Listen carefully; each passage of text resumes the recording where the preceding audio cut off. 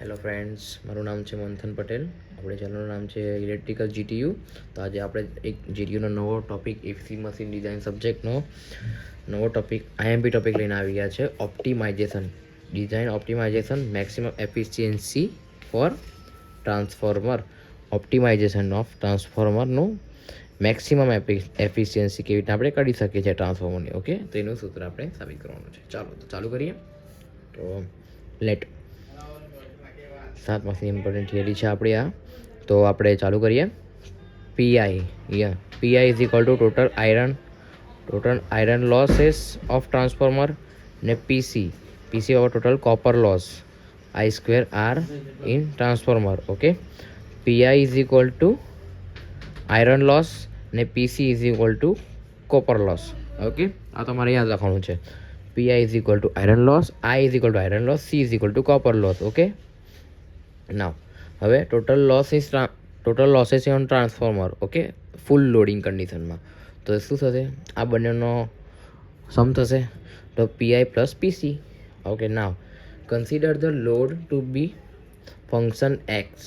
Okay, load છે X, load બરાબર X of full load. Here iron loss PI not depend on load. PI iron loss એ depend, તો iron loss જે છે તે load પર ડિપેન્ડ નથી કરતો. ઓકે, અને રિમેનિંગ જે કોપર લોસ છે એ લોડ પર ડિપેન્ડ કરે છે. તો ધ કોપર લોસ એ વેરિયસ સ્ક્વેર ઓફ ઇટ. તો લોડ કેટલો છે? એક્સ છે, તો વેરિયસ સ્ક્વેર.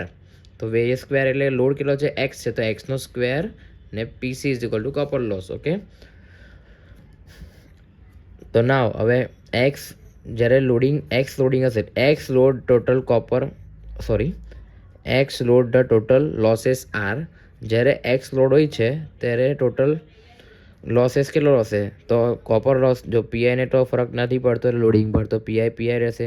અને કોપર લોસ ડિપેન્ડ કરે છે લોડ પર, તો એક્સ સ્ક્વેર અહીંયા લખેલું છે આપણે, આ કોપર લોસ છે ટોટલ. તો એક્સ સ્ક્વેર ઇન્ટુ પીસી. હવે આઉટપુટ એટલે x loading. Okay, output of x loading.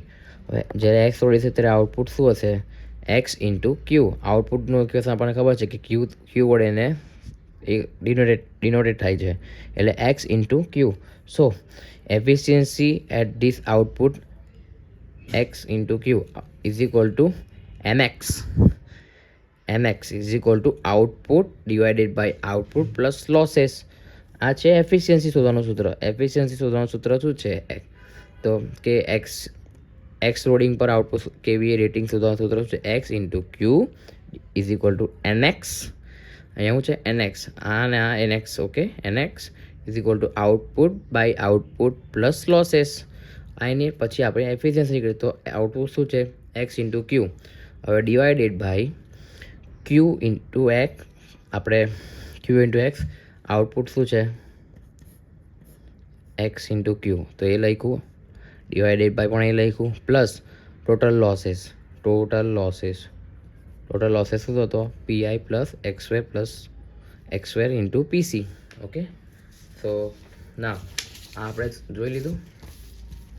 તો હવે getting maximum efficiency, differentiate efficiency by x equal to 0. ઓકે, એનો મતલબ એ થાય છે કે જે એફિશિયન્સી આવી છે કે આપણે શોધી છે અહીંયા એફિશિયન્સી એનએક્સ,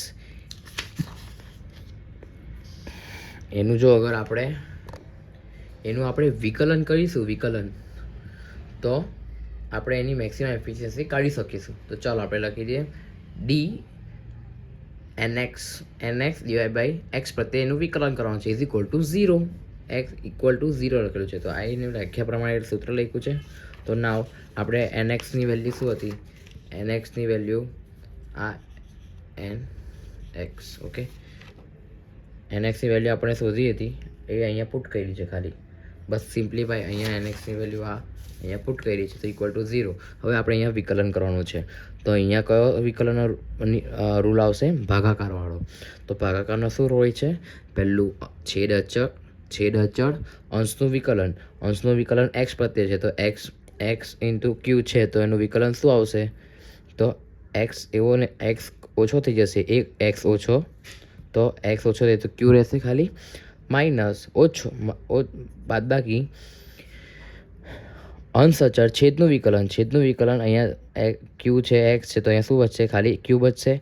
પીઆઈમાં એક્સ નથી તો જ્યાં એક્સ ના હોય તો એને 0 થઈ તો પ્લસ, અને અહીંયા 2 છે તો આ 2 આગળ આવે અને એક ઘાત ઓછી થાય, ઘાત આગળ અને એક ઘાત ઓછી એટલે 2x ઇન્ટુ પીસી. તો અહીંયા એ લખી દીધું છે ક્યુ બચ્યું, અહીંયા ઓનલી ક્યુ બચ્યું, અહીંયા 0 બચ્યું, અહીંયા 2x પીસી, એટલે આ સૂત્ર અહીંયા મૂક્યું અને છેદનો વર્ગ થઈ જશે. ઓકે, તો હવે અહીંયા સિમ્પ્લિફિકેશન કરશું આપણે ખાલી કે so maximum efficiency is equal to આ વસ્તુ અહીંયા જશે તો શું થશે, 0 થઈ જશે.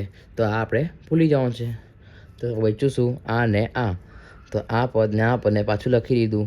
હવે અહીંયા આપણે શું કર્યું છે, આમાં ક્યુ કોમન કાઢી નાખ્યો છે અહીંયાથી ક્યુ. ઓકે, ક્યુ આમાંથી કોમન કાઢીશું તો શું બચશે, અહીંયા તો આ સેમ ટુ સેમ બચશે ને અહીંયાથી એક્સ બચશે ખાલી. ઓકે, તો ના હવે અહીંયા ક્યુ બી અગર આ બાજુ જશે તો શું થશે, આ ડિવાઈડ બાય ક્યુ થશે તો શું થશે, આ બી 0 થઈ જશે તો 0 નું 0. તો અહીંયા હવે આ પદ બચ્યું ખાલી ક્યુ x PI x square PC, આ જે પદ છે અહીંયા આવ્યું અને અહીંયા એક્સ વડે ગુણી નાખ્યા અંદર. તો એક્સ ક્યુ અહીંયા પહેલું પદ પાસે ગુણ્યા તો એક્સ ક્યુ, બીજા પદ સાથે એક્સ ગુણ્યો તો એક્સ 2 છે એક્સ છે. ઓકે, તો એક્સ ઇન્ટુ એક્સ એટલે એક્સનો વર્ગ થશે તો 2x સ્ક્વેર પીસી. ઓકે, હવે ના અહીંયા આપણે એક પ્લસ એક્સ ક્યુ છે અને માઇનસ એક્સ ક્યુ છે, કટ થઈ જશે તો બચશે શું અહીંયા, અને અહીંયા માઇનસ અહીંયા પ્લસ એક્સ સ્ક્વેર પીસી છે, અહીંયા માઇનસ 2x સ્ક્વેર પીસી છે. તો પ્લસ માઇનસ માઇનસ મોટાની નિશાની માઇનસ અને 2માંથી 1 જાય તો 1 રહેશે તો એક્સ સ્ક્વેર પીસી. ઓકે, 2માંથી 1 જાય તો 1, તો PI minus x square PC is equal to 0. તો આ પદ આ બાજુ જશે તો પ્લસમાં થઈ જશે તો PI is equal to x square PC. આ આપણું ટ્રાન્સફોર્મરનું મેક્સિમમ એફિશિયન્સી ઓકે નું સૂત્ર મળી ગયું છે. વેન મેક્સિમમ એફિશિયન્સી ક્યારે નીકળશે, જ્યારે લોડિંગ કોન્સ્ટન્ટ હશે. ઓકે, લોસેસ એના કોન્સ્ટન્ટ હશે ત્યારે તમને મેક્સિમમ એફિશિયન્સી મળશે. તો તમે આ થિયરી જોઈ શકો છો ને લખી નોટ ડાઉન કરી શકો છો.